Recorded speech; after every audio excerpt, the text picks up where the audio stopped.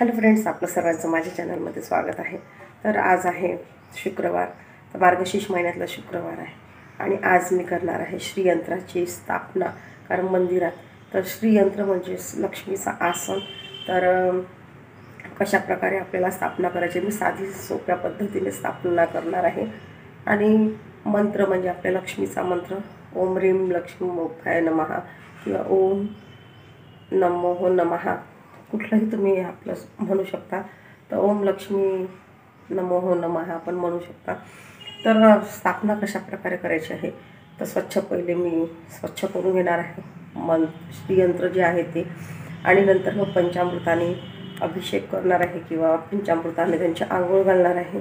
तर आपल्या मनामध्ये देवीबद्दलचं जे आहे नामस्मरण ते चालू ठेवणार आहे। तर चला मी कशा प्रकारे करते पूजा, म्हणजे स्थापना कशी करायची आहे, तर चला मग। आणि कुठलं फूल वाहायचं आहे देवीला, आणि कारण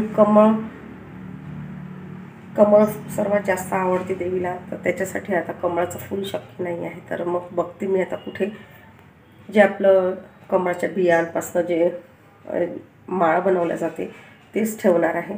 तर बघू आता कुठं मिळते, कुठून आणणार आहे, तर ते पण तुम्हाला दाखवते। तर चला।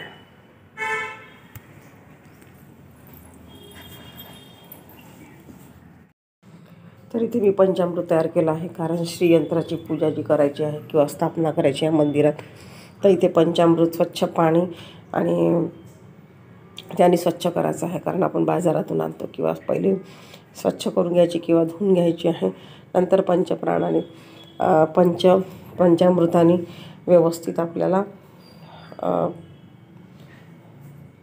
अभिषेक करायचा आहे। आणि ते पंचामृत तयार करून घेतलेलं आहे, त्याच्यात तुळशीचं पान पण घातलेलं आहे। आणि आता इथे फुलं जे आहे ते, तर काही फुलं आहे गुलाबाचे वगैरे, काही जास्वंदाचे वगैरे आहे ते। इथे आता पूजा जी आहे ती, आता मी हे सर्व शिळे फुलं जे आहे ते जे निर्मल्य आहे ते काढून घेते, मंदिर स्वच्छ करून घेते, आणि जे देवाचे भांडे आहे ते पण मी स्वच्छ करून घेतलेले आहेत। आणि आता तांदूळ घेतले, कारण तांदूळावरच आपल्याला श्रीयंत्र ठेवायचं आहे। तर माझ्याकडे कमळगट्ट्याची माळ तर नाही आहे, तर बघेल मी कुठे मिळते तर। आणि आता इथे बघू शकता तुपाचा दिवा पण लावलेला आहे। आणि आता श्रीयंत्र जे आहे ते मी नारायणपूरून आणलेलं आहे। तर हे ठेवायचं कसं ते पण खूप महत्त्वाचं आहे। जिथे एक लाईन येईल तिथे आपल्या समोर आलं पाहिजे, अशा प्रकारे ठेवायचं आहे।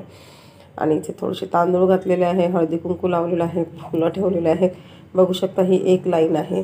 असंच आपल्याला ठेवायचं आहे, आणि याचे 8 लेअर असतात। तर आता इथे स्वच्छ मी पुसून घेतलं होतं पहिले, आणि आता हे पूर्ण अभिषेक करायचा आपल्याला पंचामृताने, पूर्ण पंचामृत आणि देवीचा मंत्र, जे आपल्या साध्या सोप्या पद्धतीने मी स्थापना करणार आहे। तर आणि आता इथे संपेपर्यंत देवीचंच नामस्मरण करायचं आहे, जे तुम्हाला जे येईल किंवा जे सांगितलेलं आहे। कारण स्वामींच्या पुस्तकामध्ये जे माहितीचं पुस्तक आहे त्याच्यामध्ये पण दिलेलं आहे।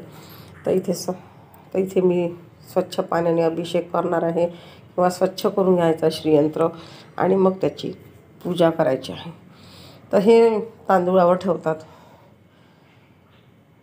इथे तांदूळ घेतलेले आहे मी, तर आता कारण हळदी कुंकू लावलेलं आहे, आणि बघू शकता एकसारखे जिथे येतील तिथे समोर ठेवायचं आहे।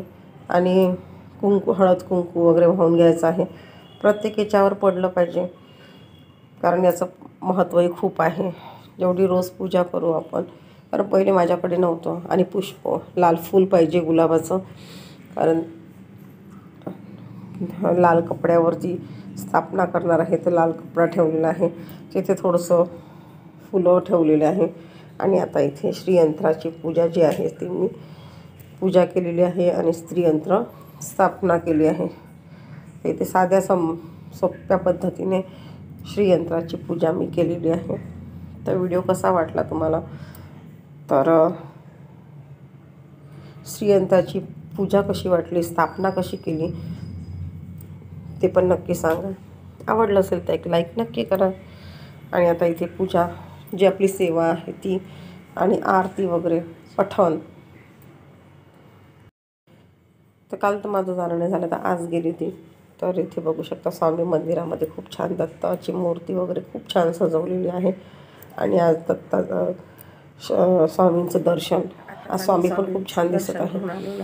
तर कशी वाटली तुम्हाला नक्की सांगा. आवडलं असेल तर एक लाईक नक्की करा, शेअर करा, सबस्क्राईब करा. आणि आजची पूजा